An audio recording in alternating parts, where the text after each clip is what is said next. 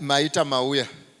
Saka isusu makomrades zvatinoitaka tosununguka panapa because toda kuita iko zvine zvinguva yekuita decisions amuchaita mamwe anorwadza mamwe anobhowa but hapana nyaya zvinoda kuitwa zvinotoitwa.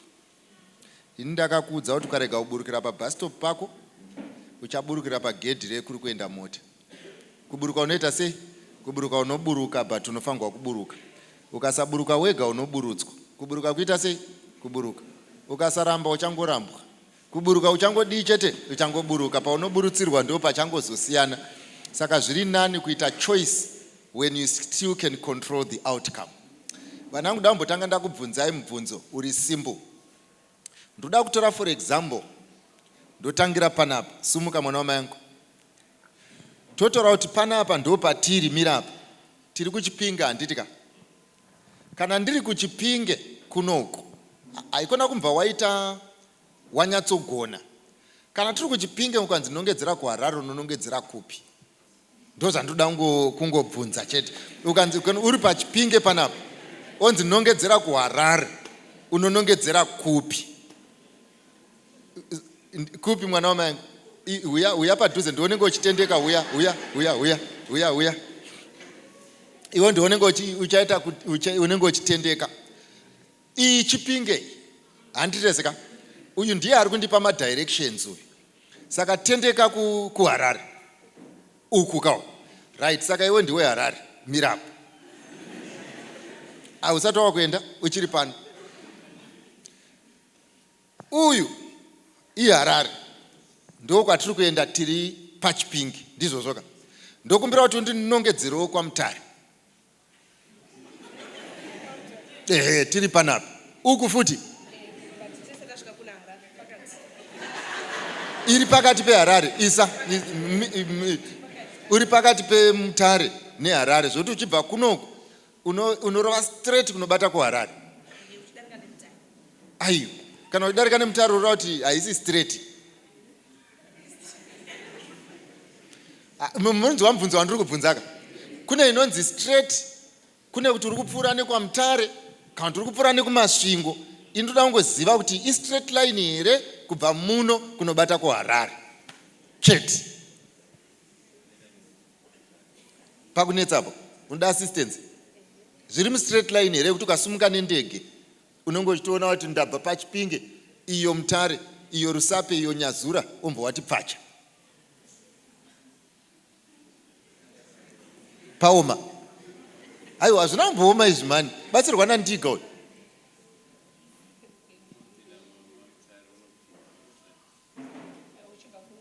Saka Mutare netendeka itioni.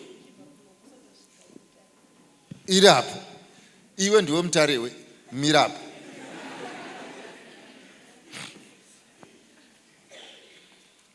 Right. AkuHarare kwatiri kuenda ndekupi? Asi Mutare ndekukoko. Uko ndokuHarare uko. Alright. Komasvingo. Iri uko. Iwe ndiwe masvingo mira hapo.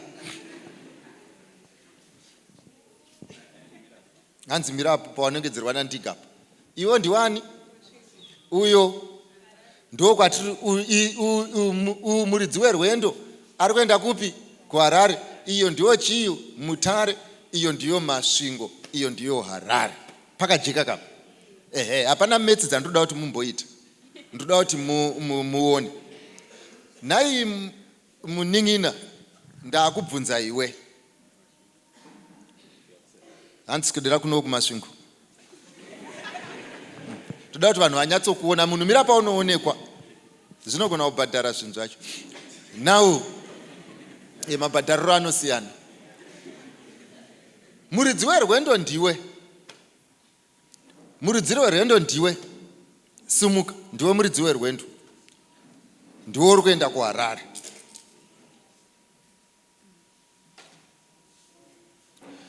Unobvumirana neni here kuti ukarova wakadai unokurumidza kusvika straight? Kubva panapa ukadai unokurumidza kusvika pane kuenda nekuko ozoenda nekoko. Ukaenda straight unokurumidza kusvika, kose usingaende straight. Nekuti hapana road inoenda straight. Saka zvinoreva here kuti kana uchibva pano ukaenda nekukoko kunyange uchida kuenda kuHarare hausati warasika. Hausati warasika. Iwe uchida kuenda uko tokuona uri hapa hausati warasika. Why? Nekuti uri muroad yekuenda kupi? Yekuenda kuHarare. Unongoziva kuti ndiri muno zvangu muMutare, Harare iri uko, asi kuHarare ndiko kwandakaita sei? Kwandakananga. Nekuti handisati ndaita sei? Handisati ndasvika. Ingo wakachenjera wani, brain dzako ndodzifarira. Zvinoita sezvinonzi uri kuenda nekure, handitireseka. Asi wakananga kupi? Wakananga kuHarare. Unoziva kuti Harare ndekukoko, kungoti hapana straight line yekuendako. Wakachenjera iwewe. Handitireseka. Kana wabva umu, nyange ukaenda neNyazura waenda kwaRusape, nyange ukada kuenda nekumasvingo, unoziva kuti takagara zvedu mumasvingo, asi takananga kupi? Harare. Toda kumbokubvunzai, kuri kuti izvo kungobvunza. Hakusi kuti pane chakaipa. Kuri kuti uri kuda kuzoroorwa une mukomana. Handiziva kuti mukuroorwa kisi ndiyo Mutare yekuenda kuHarare here?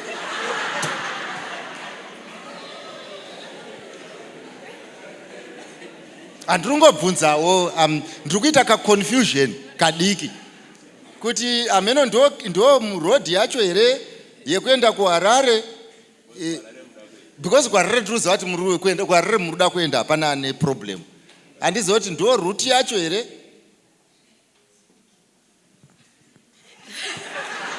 Akungobvunza, nemubvunzo wangu wakaoma here wandiri kungobvunza. Kana kuti rega ndibvunze uyu wemadirection uyu. kungobvunza apa hazvina chekuita newe, zvine chekuita nemi seyouth. Kuti handizoti murwendo rwenyu rwekuenda kuHarare iyo yemuchato unofanirwa kupfuura nepakisi nepahagi nepamanudzi here. Handizivi ndo road yacho here, hapana shortcut. Hapana. Zvekuti ukasapfuura nepapapa uko hauite seuko unosvika zvinoita zvendege. Vanangu, ndoda kuti tiisirane pachena kuti uchida kuenda kuHarare, kupfuura neparusape hakunonotsi, kupfuura nekumutare hakunonotsi, nekuti ndo pane road. Asi ukafunga kudimbudzira, togona kuona next week pasina chakudya pakati pepanapa nepapapa because hapana road. Now ndo zvakafanana negemu remuchato ramuri kuda kupinda mariri. Harina, hausafunge kuti ukasapfuura nepamutare yekisi hausvike uko. Pamusana pekuti kukisi, kana watosvika pakisi watosvikawo padestination. The fact yekuti iwe uri kufunga kuti hausati wasviki hazviri kuti wavasvitsa ikoko havasati vakuda kuburuka. Because kundikwidza mumota mako hazviri ndakuenda kwauri kuinda. Ini kana ndangosvika chete munondoona nekuburuka. Ndo number one reason why vakomana vari kuburuka strike mubhazi mako.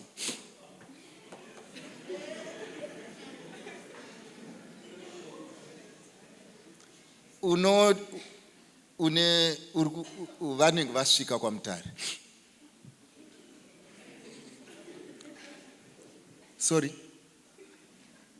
Ukazonzwa vakubvunza zviya zvokuti izvo zvinoita here kuroora virgin. Vari kuedza kutaura kuti iko dzezvo ndakuda kuchibhadharira kuHarare.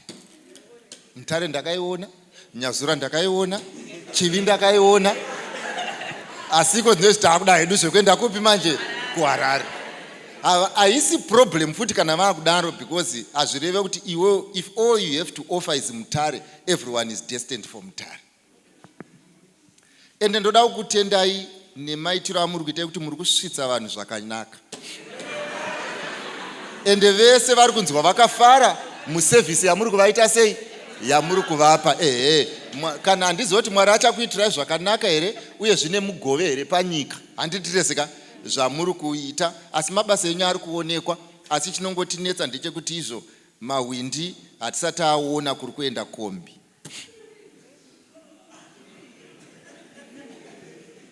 Yafakai? Ina handitaure zvinonetsa. Kana aripo akakuudzai, vanangu ndakamira pano pandichitanga, akakuudzai kuti basa relationship kufadza nyama, ndoda kukuudzai kuti muchavigwa nenyama dzakafara but mwoyo uchichema. Because munhu wemukati anoziva zvaanoda. Varipo vanhu vakadaro, ndosaka kumba kwavo kusingazoiti mota nekuda kwezvo zvezvo. Handitesaka variko musambovateedzera. Now zvadai so vanangu, chinoitika kunyanya ndechinoti vanhu vazhinji vanokoshesa rwendo kudarika kusvika.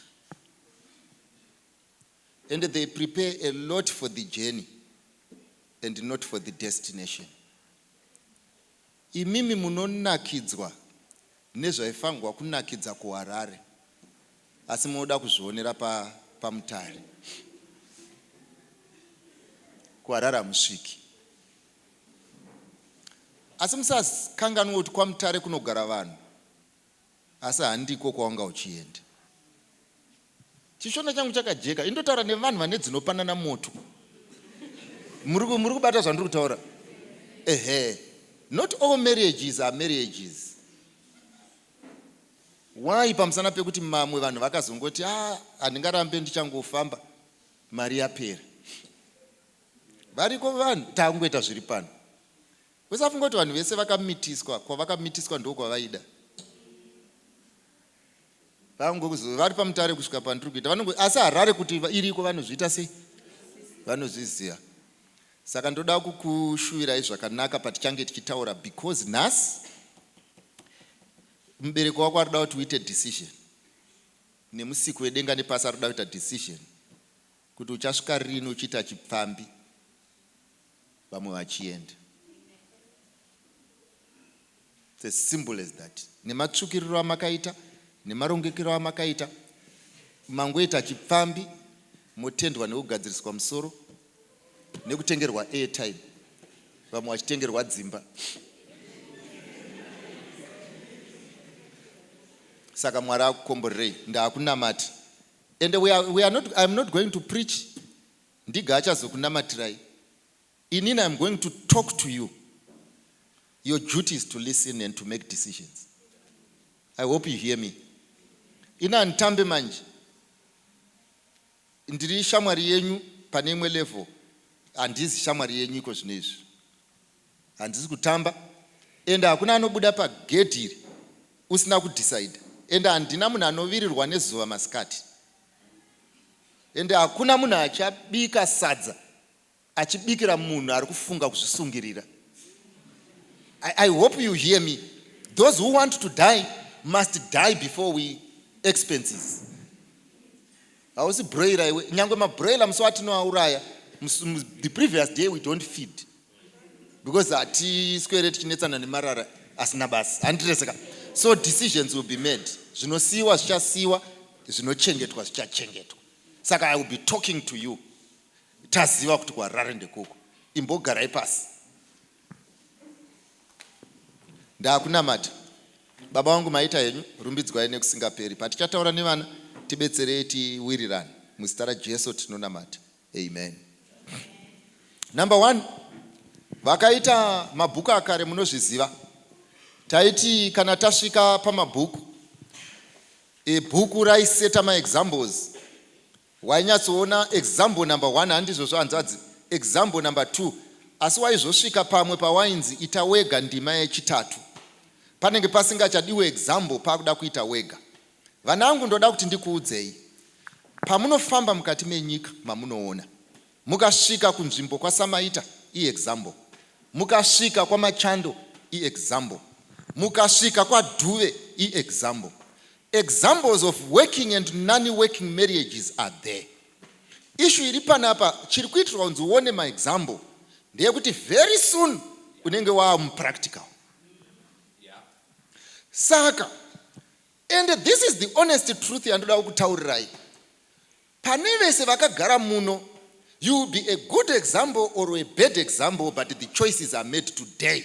Someone will learn from your marriage the things that you learned from my marriage and you decided to ignore. And the greatest challenge yatina nevana is not lack of examples, but negligence, carelessness. You live as though you are running a neighbor's life. You live as though upenyu hwako ingano isina sense. You live as though ifani yekunzi chanzi yapera. You live as though it is a joke richanzi ndanga ndichitamba hangu. And at times you don't sit down to be serious with life and see what life did to those who thought like you. Because examples are all there. Hakuna pasina example. Hakuna asingazive kuti unoda kufamba nemota. Ndosaka boyfriend yako ine mota. Asi hausi kuita zvinoitwa nevanhu vanofanirwa kufamba nemota. All you want in life is a lift and not to give others lifts. Kuti nezera rako iri munogara pasi, vasikana vakasvika sezvamakaita, mugowirirana kuti kana une mukomana asingakutengere airtime, hauna mukomana, nemasvikiro amakaita umu, muri kuita mukomana to give you $1 rekupa Econet. Foolish generation. Dei kwainzi munotengesa airtime, taiti muri kuita profit.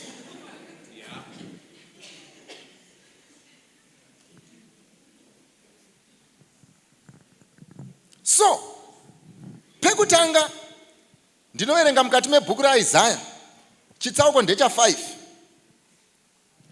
Pavhesi ya 1.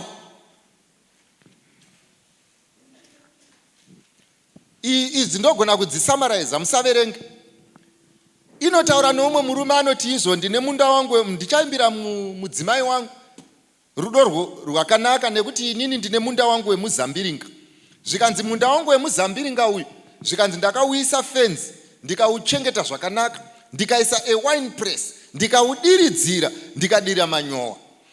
Apedza kudaro oenderera mberi oti ndapedza kufenza, asi munda wangu wemizambiringa hauna kubereka mazambiringa chaiwo, wakabereka mazambiringa ebundo.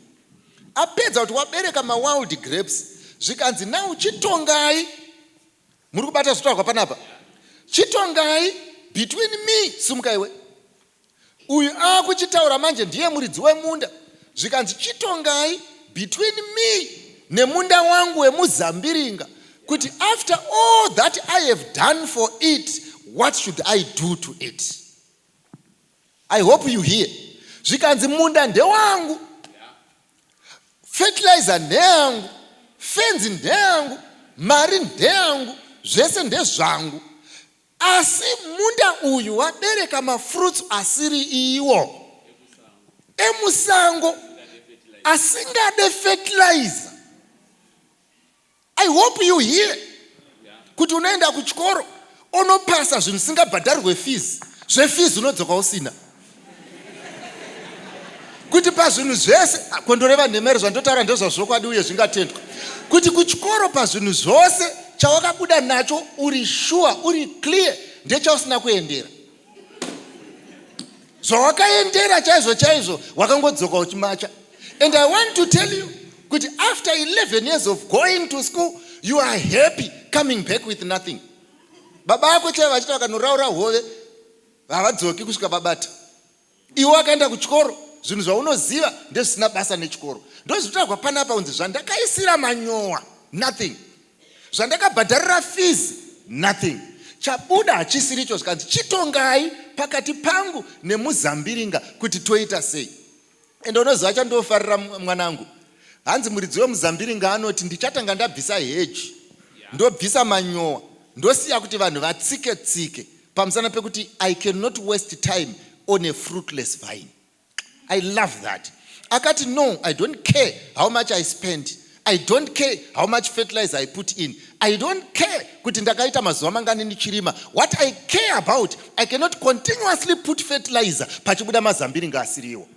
I want to tell you, my daughter, you don't maintain a relationship because of how much you have invested. Nekuti ndakamborarako, nekuti akatomborara neni, nekuti akandibvisa mumandara, nekuti ndakaita 5 years tichidanana. Iwo uchinyatsoona kuti mazambiringa aya ndebundo. Why should you continue investing when you are not making money? Saka dambudziko guru riripo nderekuti most of the relationships dzinokurwadzai kurega is because vanhu vanoziva kuti makabva kure, vanhu vanoziva makaudza tete, vanhu vanoziva makaudza mai. You are not marrying for your mother, you are marrying for yourself.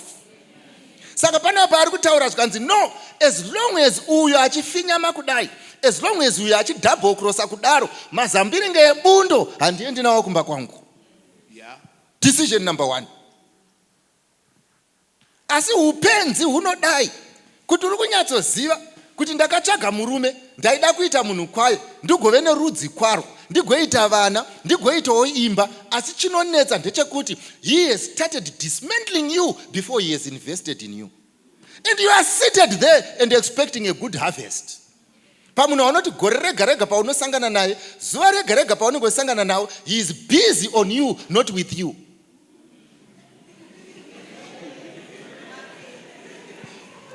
Zvinhu zvinoda hazvimbodi maths, hazvimbodi rocket science kuti uzive kuti izvo kurima ndanga ndarima, kuti hongu ndanga ndati hongu, but apa this is a liability. Muzambiringa ndiwe bundo. Your boyfriend never talks of anything else except ndatisangane na 2. Why? Because he has no other plan with you except to make sure you are not going to produce a harvest.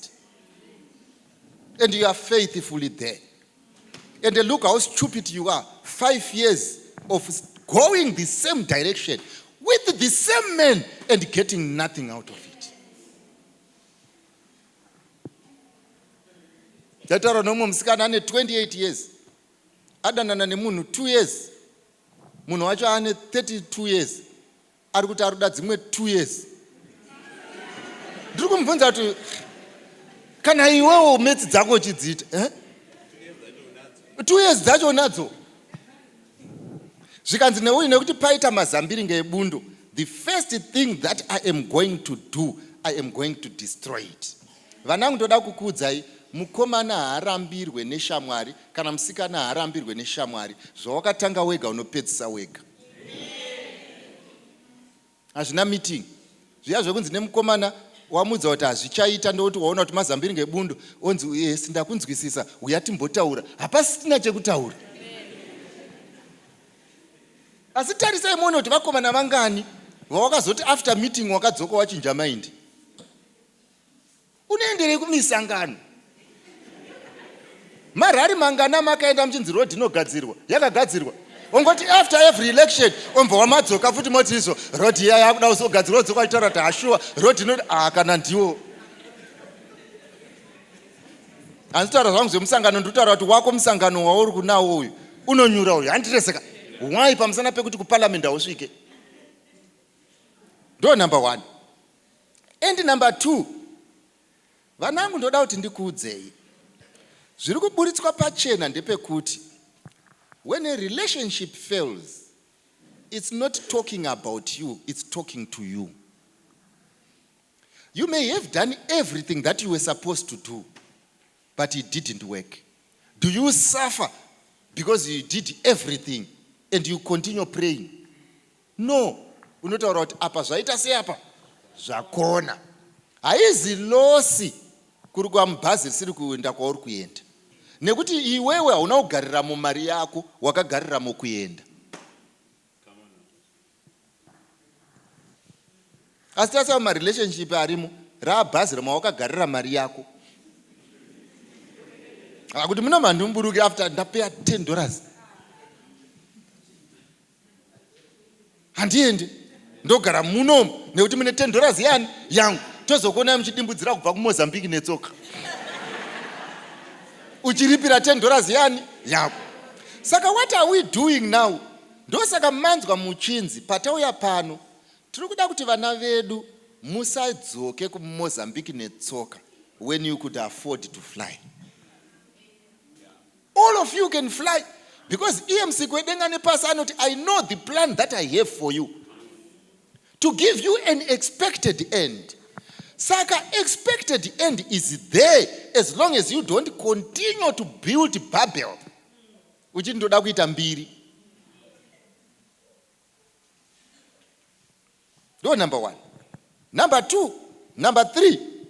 Madam wangu anowanzotiti unoverenga kusvika pa2 mukanzonye kuti 1 2 imunoenderera mberi ndo pa2 ndo unyazopabata. Mati mamboona here vana vangu kuti paexam ukanzi wake up problem yemaths unogona kunoona answer iri wrong but working yako yese yanga iri correct. Unoona more marks than munhu angonyora answer asina kuratidza working. Ndizvo zvoka. Munomboziva kuti chii? Do you know kuti paunonoroorwa wagaramo chinokugarisa is not the answer or getting there, is the principle that was used to get there. Saka marriage yako every day inenge ichikubvunza kuti show working.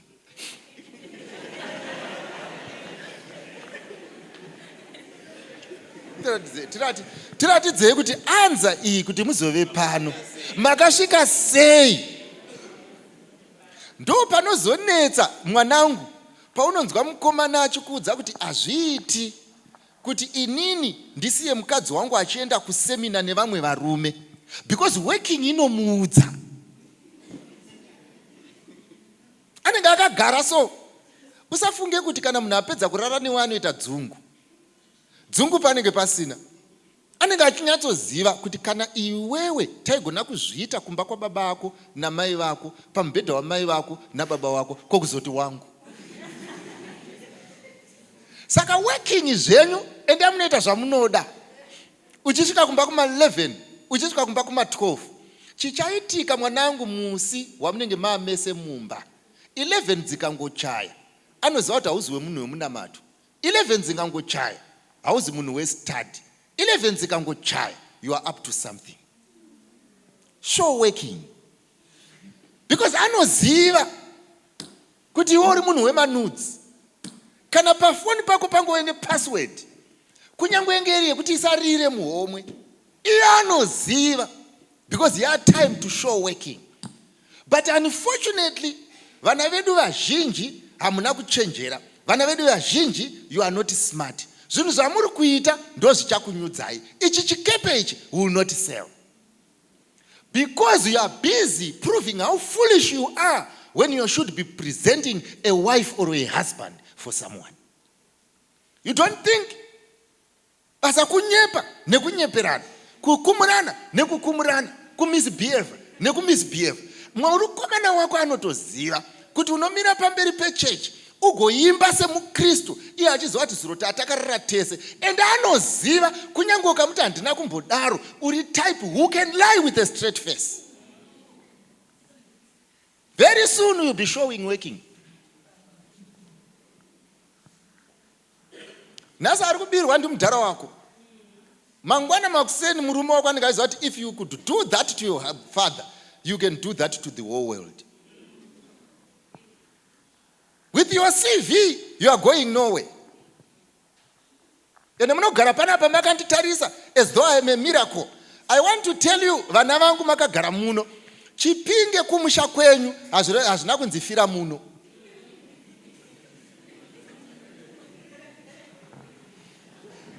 Ndosa vari kuona vanhu vari muno mumu vari kurarama mutaundi yeChipinge, vamwe vanotaura Chindevere, vamwe vanotaura Chikaranga, vane kwavakabva iwe ndiwo usina kwauri kuita.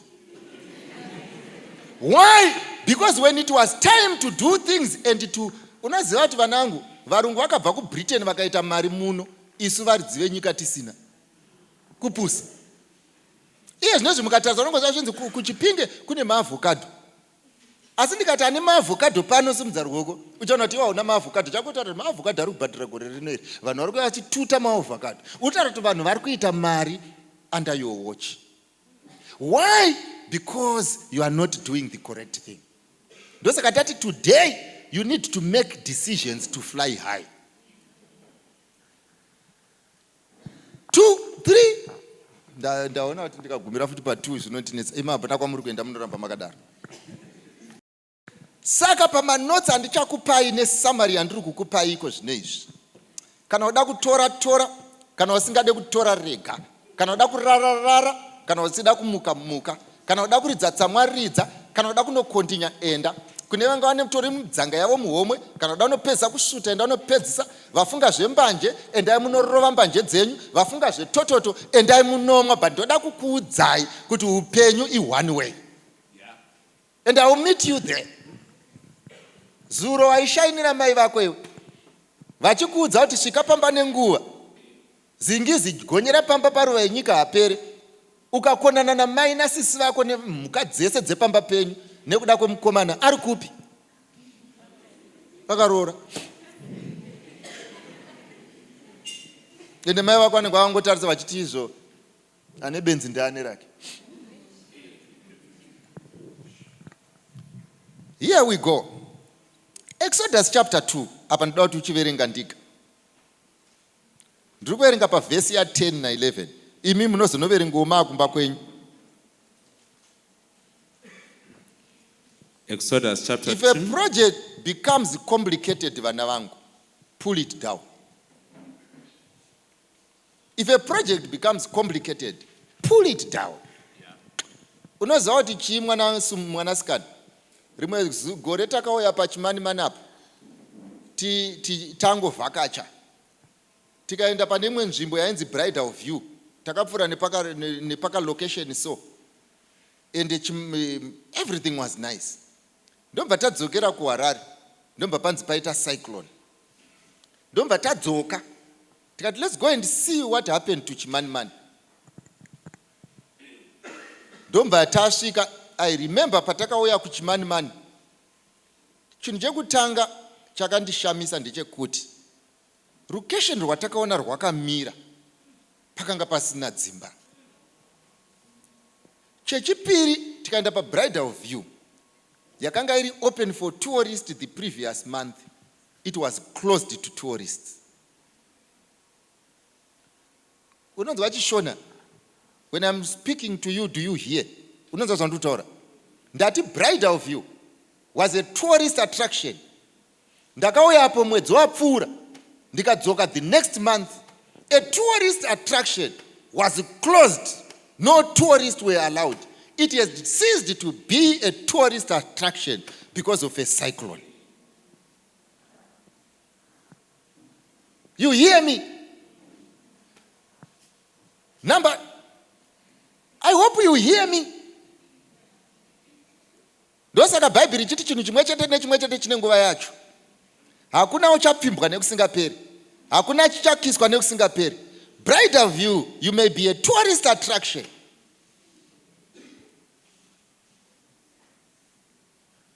Just before the cyclone.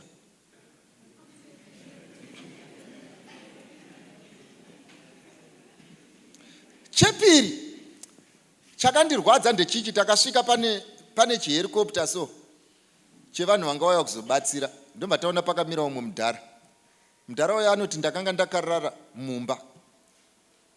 Then ndomba pabuda ameno mvura, kwakune mvura yakawandisa nematombo aikunguruka kubva mugomo.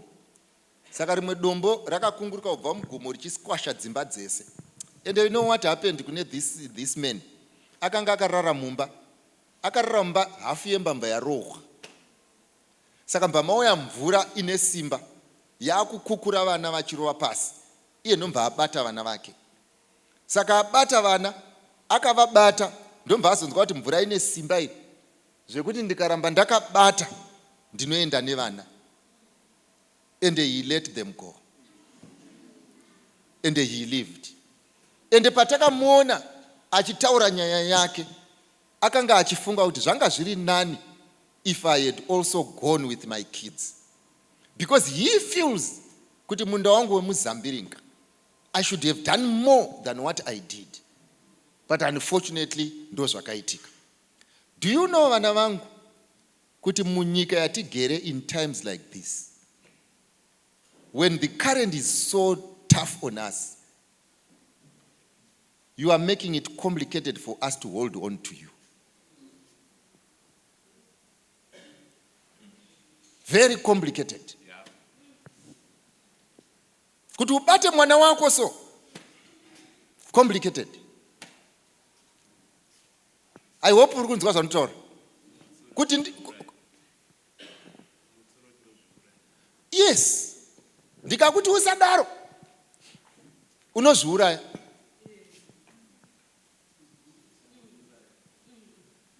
Ende wakatondiudza, wakatondipa notice. Mukadaro ndinozviuraya. Ndiri kutaura kuti munyika yatigere, it has become so difficult for a mother or a father to hold on to his or her child.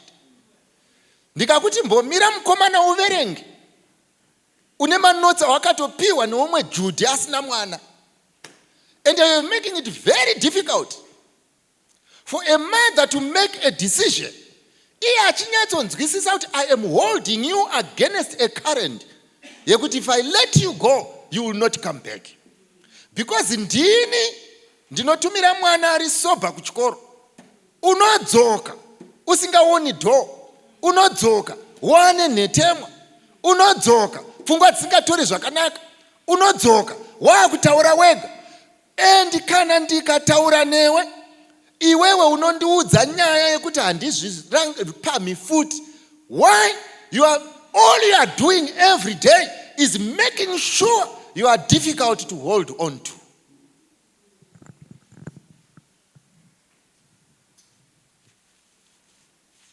Unondityisidzira nekuti ndichadziya moto. Unondityisidzira nekuti ndinoenda. Unondityisidzira nekuti panapa pagariki.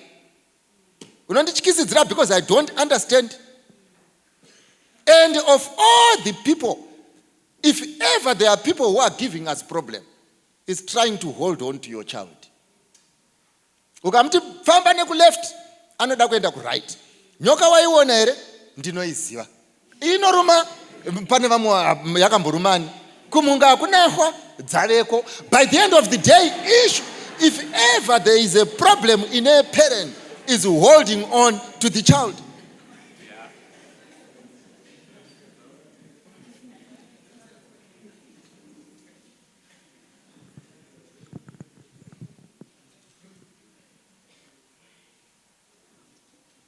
Verse 10. Exodus chapter 2 verse 10. Yes. Mwana akakura. Zvikanzi mwana akakura. Ndo number 1. Akandomuisa kumukunda wa Faro. Zvikanzi mwana akura ndi Moses uyu. Handiti tiri kuziva kuti Moses akazvarwa munguva yakaipa. Mai vacho ndomva vachiti ndoda kunokuisa kurwizi ndakaruka chibhoti. Vanga vasingadi kumuuraya. She did all that she could. Shamwari, kana ukaenda kucollege une gumbeze 1. Oenda kucollege usina zvekuita. Oenda kucollege musoro usina kurukwa. Oenda kucollege usina bhutsu dzakafanana nedzevamwe. Havasi kuda kuenda kunokunyadzisa. Vakurukira basket for a reason. She did all that she could do in the circumstances. Everything. Mai vako havasi kutenda unotsvaga mari yepizza. She could have given you. Mai vako havasi kutenda unotsvaga mari airtime. She could have given you. Mai vako havana basa nesmartphone. She could have given you. But Moses, be satisfied in a basket when it's all you have.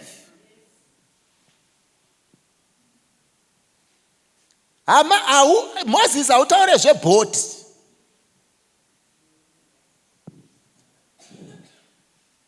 But imimi, when you get to college, you are telling your mother, I would have preferred a boat, so for the boat I will go.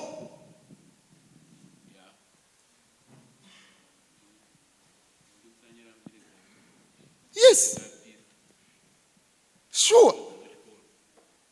And I'm telling you, to your mother, it is a miracle that you have gone to school. For you, it is a miracle yaunototsanyira kuti you want pizza. And you come back home comparing apples nema oranges. Yeah. Nozamuchembera anenge achifunga kuti izvo one day your results will say thank you. Ende ndiye ndakamira pachurch ndichiti mukunda wangu ari kuUK. Ndiye ndakamira pachurch ndichiti mukunda wangu anotsika nemota. Asi iwewe kubhadharirwa school fees kunodya pizza nekudzoka. Ndo number 1. Asi Bible riri kuti Moses, the child grew. Ari mubasket. Enda mberi. Mwana akakura akandomuisa kumukunda wa Faro. Zvikanzi mai vake apedza kukura vakanomuisa kumukunda wa Faro. Ndoda kutaurira vana mai nana baba vari muno. Ndevekuti no matter what, even if marriages fail, parenting must not stop. Parenting inoramba iripo. Kana mafunga kurambana, parenting haimire. Ende apedza zvikanzi vakanomuisa kumukunda wa Faro. Akava mwanakomana wake.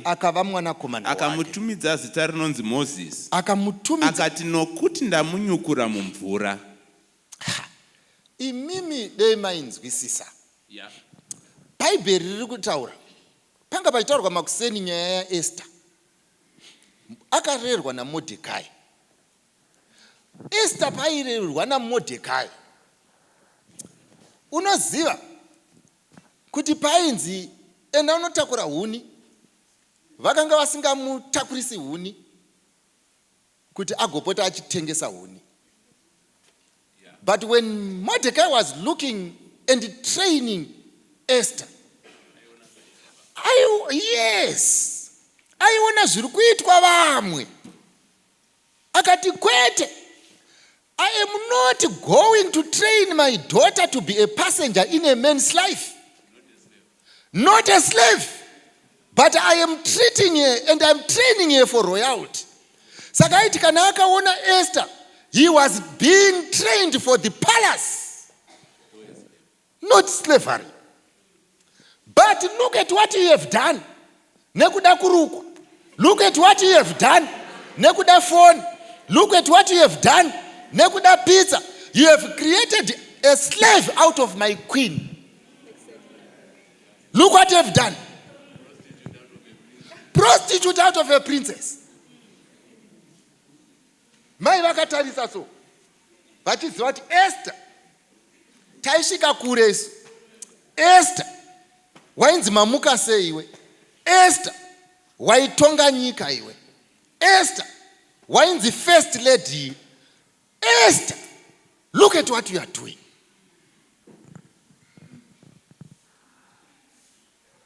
Look at what you are doing to yourself. Vanangu amusikuona here. I'm asking you very simple questions. Look at what you are doing to yourself. Kuti nezera rakwe unoshama uchitumira munhu mapicture. Look at what you are doing to a princess.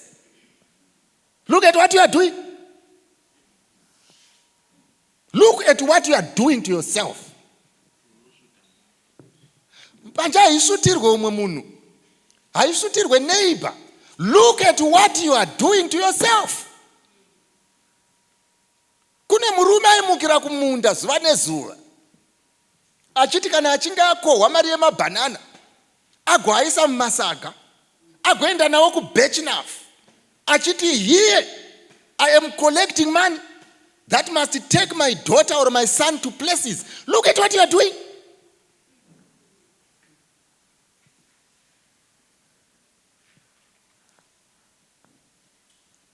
Kana mukasafunga, nhasi mufunga rini? Mukasafunga nhasi munofunga rini? Ndati mukasafunga nhasi munofunga rini? Hautonzwi tsitsi mubereki wako nematamburiro akaita. Baba vako vanopinda chechi vakapfeka safety shoe nesheti yavakatenga 1974. Why? Because Esther must be trained. And Esther ari kurara kubhawa. Why? Because anoda lift. Mote boyfriend yako haizi yako.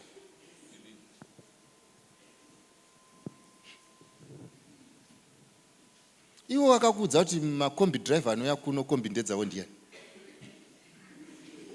Uri kuitira nhumbu mukombi yangu.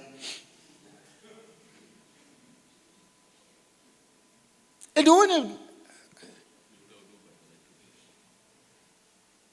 nokuti hausida kubhadhira $2 yandakupa kuti unomirira yaJohn ndiwo unozopedzisira kuburuka.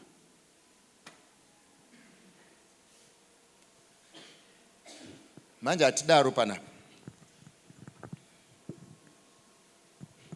Zvinoitika vanangu. Rimwe zuva Jesu nyaya inotaurwa ndeyezvokwadi. Achinyora mukati mebhuku rachapter 8 yaMark, enda una chapter 8 Ndiga.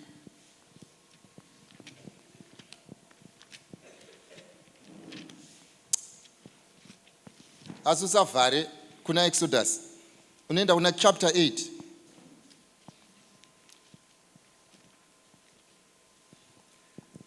Vana vemunhu, teererai kurayira kwababa venyu.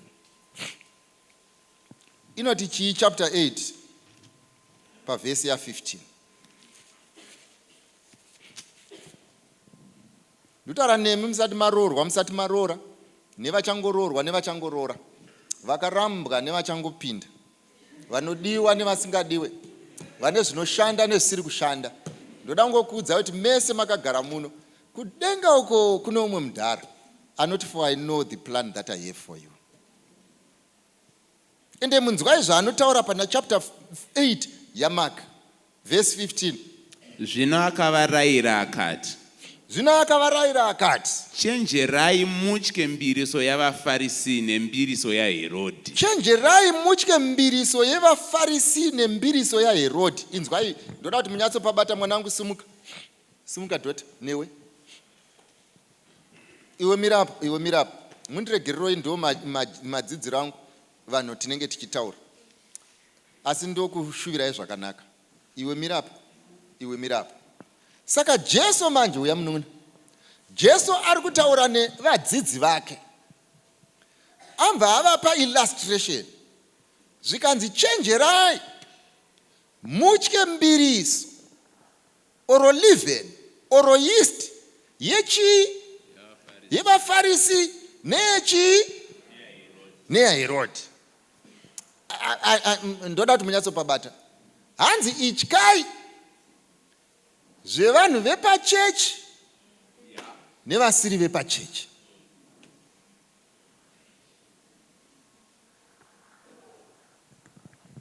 Zvako zvemastori ekundiudza kuti ndakadanana nemukomana ende aipinda chechi akandirwadzisa, iko zvinezvi ndakuenda panze. He who picked wrong pamaFarisi will pick wrong kunana Herodhi. Simple. Hakuna chinochinja hapa. Kuchechi 10 not, kubhawa 10-20. Ari kubhadhara ndiani? Ndiwe. Chinenge chakangokubata kuno Chete ndechekuti you are no longer there because of common sense. You are there to prove a point that you are not supposed to be proving because you were told before time. Jesu akatotaura kuti izvo regai zvikurirane masawi nezviyo.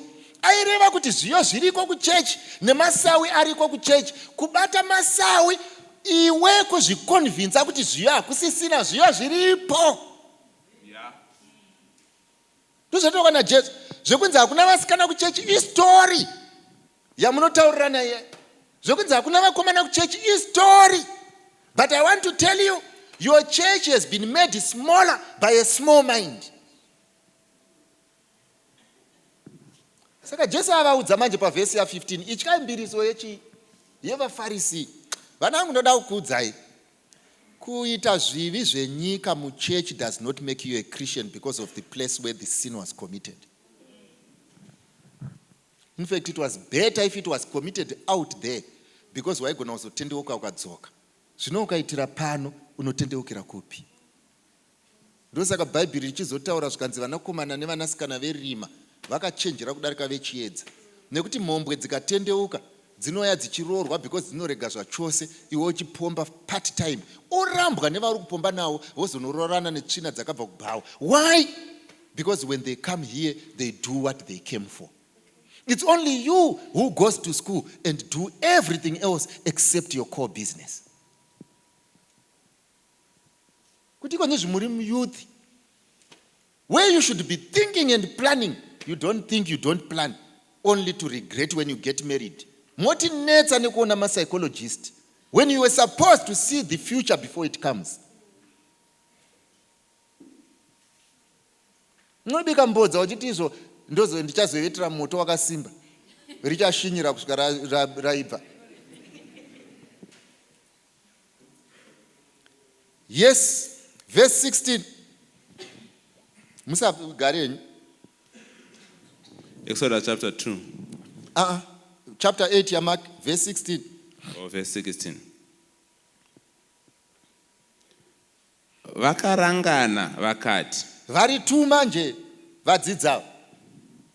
Unodaro nokuti hatine zvingwa. Zvikanzi ari kudaro because hatine zvingwa. Jesu aireva kuti beware nedzidziso yevaFarisi neyaHerodhi. Ivo vakafunga kuti Jesu ari kudaro nekuti hatina kuya nechingwa. Sezvamunongoita kufunga kuti izvo ndiri kurambirwa kuti handina mahips. Stupid generation. Handi wakapinda usina. Ungarambirwe zvinhu zvawasina kuya nazvo.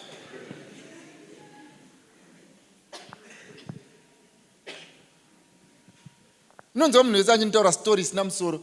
Mukomana wangu akanditi inini ndikasakubata, saka what is the difference? Saka itoenda zvako, handichaziva kuti ndoita sei.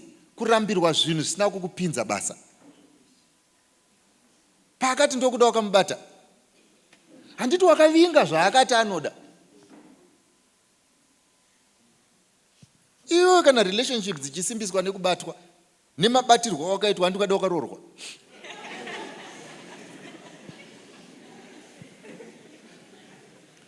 Zvikanzi pavhesi ya 17, when Jesus knew it. Zvino Jesu akati achizviziva, akati kwavari, munorangana nemhaka yeiko kuti hamune zvingwa? Hamuzivi nokunzwisisa here? Hamuzivi nekunzwisisa here? Mwoyo yenyu ichiri mikukutu here? Mwoyo yenyu ichiri mukukutu here? Verse 18. Zvamuna meso, zvamune meso, hamuoni here? hamuoni here? Zvamune nzeve, ko zvamune nzeve, hamuwi here? hamunzwi here? Hamurangariri here? hamurangariri here? Jesu anetseka nevanhu. Akati, alright, ndisati ndadudzira apa, verenga pavhesi ya 20. Vhesi ya 19. Makanga musipo here pavhesi ya 19. Musi wandakamedurira vane zviuru Makanga zvishanu. musipo here musi Zvingwa zvishanu. wandakamedura zvingwa zvishanu. Makanonga matengu manganiko azere nezvimedu. Kopa leftovers makazotura Vakati matengu kwaari mangani. 12. Zvikanzi 12. Munzwa chabvunzwa naJesu. Zvikanzi imi ko hamunzwisisi here? Ko nyaya dzechingwa paya pa5 loaves paya, handina here kukupa munhu wese chingwa pakasara chimwe? Zvikanzi pakasara matengu 12.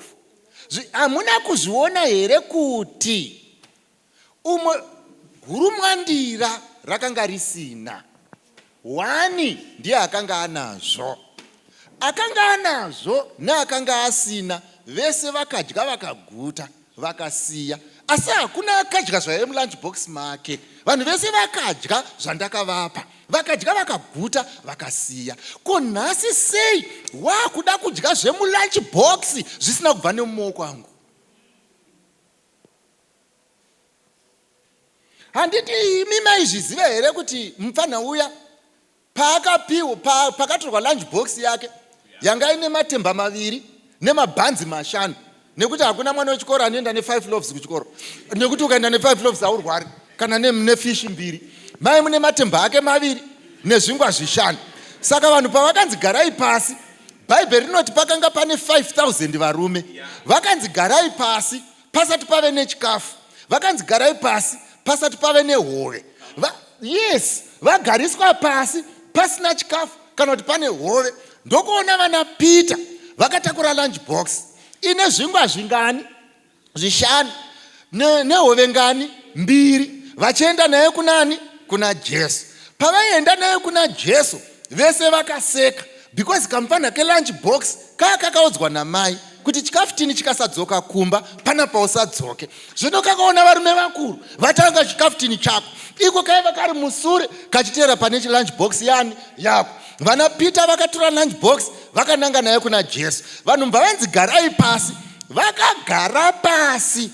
Pavakaona lunchbox ichibva mumaoko emufana ichipinda mumaoko aPeter, ichibva mumaoko aPeter ichipinda mumaoko aJesu uya wekumutsa Razaro, vakaziva kuti kana lunchbox yachinja maoko, zvangu zvaita, gezai maoko tidye. Vakanzi garai, vakagara. Lunchbox yamumaoko chaiyo. Vakanzi gezai maoko, vakageza. Lunchbox yamumaoko chaiyo. Havana kutemba lunchbox, vakatemba maoko abata lunchbox. That's the reason why unogona kudiwa for 5 years, munogona kudida for 2 years. As long as lunchbox iri mumaoko emukomana wako, uchazviona zviri kure hauzvidyi. Zvikanzi naJesu, but didn't you see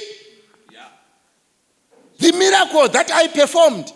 Ndaedza kuti kudiko, ndaedza kuti nini, pamberi pangu ukaenda kuchikoro, vamwe vachirova maths, iwe usingarove naizvozvo. Vamwe vachirova science, usingarove naizvozvo. Uzive chinhu ichi, they may be carrying your lunchbox. hauguti nezvawaita, unoguta nezvawaitirwa. But mimi, how come you don't understand these things? Kuti nemashairo anoita mai vako, wanga usingafanirwi kupinda kana grade 1 iwe. But uriko. Because the Lord has been good to you. Saka vanangu ndoda kukuudzai. Why is it that kana marwara munonamata, kana manetswa nemweya wakaipa munonamata, asi murelationship yako wakapinda wega?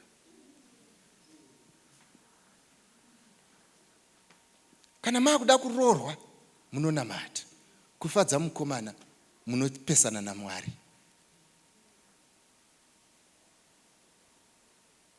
Pakudanana unosimba pakisi.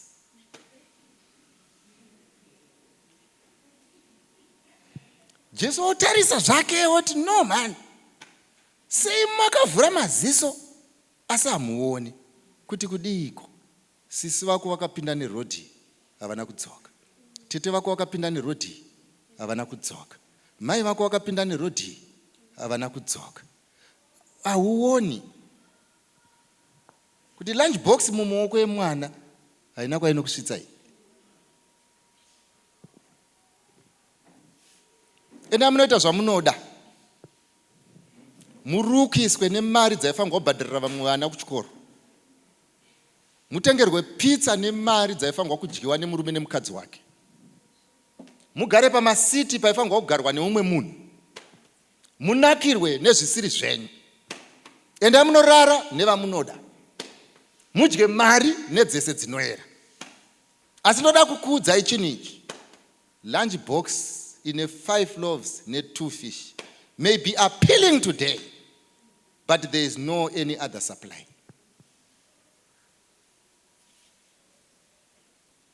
Munenge mchiti makachenjera, rega mbanje hauregi.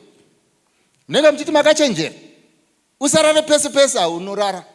Munenge mchiti makachenjera, imboita zvechikoro siyana nevakomana ndo vaunoda. Munenge mchiti makachenjera, siyana nekubatwa mazamu ndo vaunobatwa. Munenge mchiti makachenjera, siyana nemasturbation ndo yaunoda. Munenge mchiti makachenjera, siyana nemanudzi ndo vaunoda.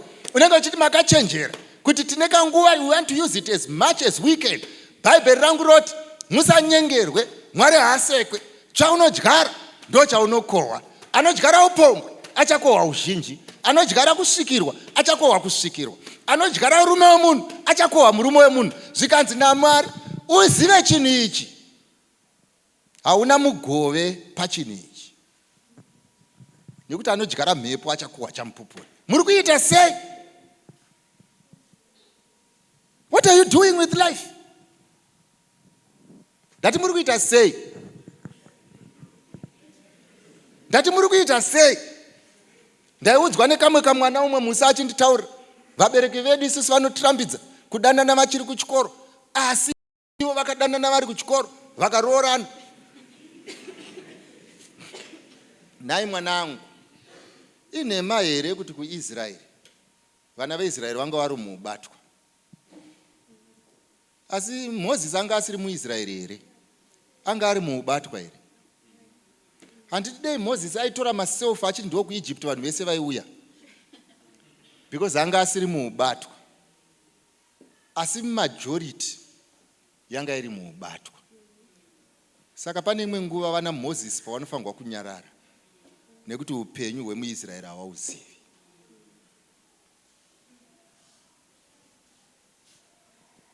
Rodhi yenyu haisvike vanangu, kana Mwari akasakomborera chinhu hachikomborereke. Inga Bhaibheri rangu rinokutaurirai wani, ani nani anovaka musha Ishe asingavaki naye anovaka pasina. Ani nani anorinda guta Ishe asingarindi naye anorinda pasina. Inga Bhaibheri rangu rinoisa pachena, hazvisi kuno unomhanya kana une njere kuwina mujaho, asi Jehovha unopa vese zvakaenzanirana mukana nenguva. Nai vana vangu, munofunga kuti rwendo rumucharipedza here musina Mwari?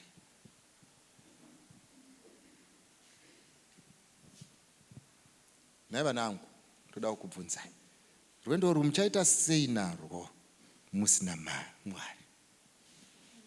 And the only thing that you know about your boyfriend is the attachment that you have with his pocket than him. But remember, you are not marrying his pocket. You are marrying the man. Inga munoteerera nyika kudarika Mwari. Mwari ari kuti siyana nevanoitira pachechi, siyana nevanoitira munyika. Follow me and I will show you things that you have never seen. And I will do for you things that you cannot do for yourself. Ndiga achada kukunamatirai. Aruda kudaidzai pano kuti tikunamatirei. Nhasi pane zvinenge zvataurwa, harden not your hearts.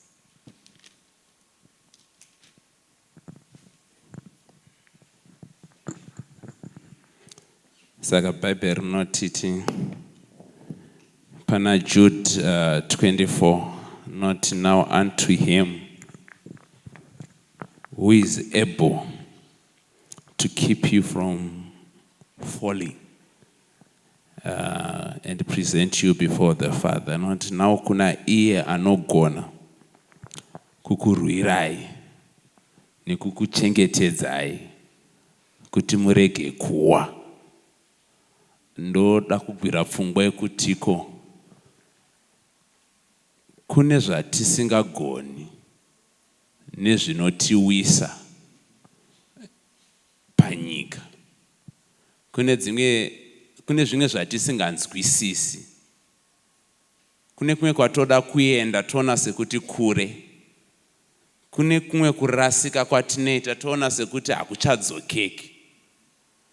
But pane zvese zvanga zvichitaurwa, kana paine munhu ari kufungidzira kutiko pane zvimwe zvandasangana nazvo zvandisisakwanise kuchinja kunyangwe ndichida, Bible riri kuti there is someone who is able. Where we fail, there is someone who is able. Now unto him who is able to keep you from falling. Pana ari kutiko nzira iyi iri kundinetsa zvekuti ndanga ndakuwira mune zvinodhaka. Iri kundinetsa zvekuti ndanga kuvhiringidzika in the way that I was handling my relationships. Iri kundinetsa zvekuti ndanga kutorasika padonzvo reupenyu hwangu. Iri kundinetsa. It was so toxic, the environment, it was so traumatic. Yanga yandishungurudza, it's so depressing. Patiri kunamata iko zvino, I want to invite you to him who is able to keep you from falling, who is able to strengthen you, who is able kukubetsera pane zvausingagoni kuzviitira uri wega. Aripo ari kutiko ndoda kuti ndibudirire. But pandinokutarisa zvandakandikomberedza zviri kundinetsa. Even a plan I don't have. But unto him who is able to present you, who is able to keep you, who is able to help you. This is the one that I want to invite you to. Ari kuti Mwari ndibatsirei. Kana aripo akadaro, no matter the decision, maybe it's an addiction you are fighting. Uda kuzama kurongedza upenyu. Maybe it's a relationship that you want to go out of. Uri kuti Mwari ndibatsirei here and now. Kuti nzira yandauya nayo, zvandauya ndiri handizvo zvandiri kubuda pandiri masikatani. There is a God who is able. So if you want that God to help you, lakuti ufambe uchiya kuno kumberi, ngatisumukei kurespecta ivavo.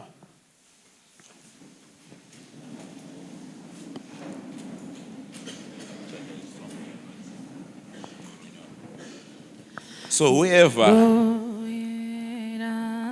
are good at this prayer, just walk up front. Tinamate test. Kuti Mwari ndibatsirei. I want your strength. God help me. God bless you. Kati namatei. Baba vedu vari kumusoro kudenga. Tokutendai nerukoko rwamaita. Kumira sesangano kuremekedza chirevo chenyu. Mataura nesu. Hakuna pakasimudzwa mureza wemuchinjikwa wenyu mukashayiwa simba. Pavafamba Mwari, varatidza saini yekutenda. Vasunungurei. Kana kuine vanonetswa nemweya yetsvina, imi munoti mutumwa waJehovha unokomberedza vanomutya nekuvarwira. Varwirei kumweya yetsvina. Varipo vanoti, in our helpless situations, yava nguva yakareba Mwari, tiine zvinotinetsa mukati metsinga nendangariro. Imi mune simba rekudambura maaddictions. Imi mune simba rekuvagadzirisa zvinovanetsa mukati meupenyu. Vasunungureivo Mwari. Vane marelationships asina kushanda mukati meupenyu, vanoda kutanga nemi. Guide their steps. Vamwe vafamba kekutanga, vanoda kumeka sarudzo yekukusarudzai. Simbisai decision yakadai. Tokutendai Mwari nekuti avaunganidza ndimi. Ropafadzaiwo vatauri. Simba raburitswa ridzorerei nekuti midziyo yamuchada kushandisa pandima dzinotevera. Vachengetei Mwari, vamwe vameka sarudzo vabereki vasipo. Seal that decision. Tokutendai Mwari muvaitire zvakanaka. Pane vamwe vari in the valley of decision. Kuti ndoenda here. Chokwadi chapresentwa ichokwadi. Vasimbisei Mwari. Give them courage. The tenacity and courage to make their choices. Muvaitire zvakanaka. Munyore mazita avo mutsamba roupenyu. Tanamata naJesu. Amen. That's fine. Thank you so much. Vauya kuno kumberi. Tinogona ngobuda nepadhoo apa just for a dedicated prayer, then we come back. Vamwe pavanenge vachibuda saka ngati Jesus, give me the glory.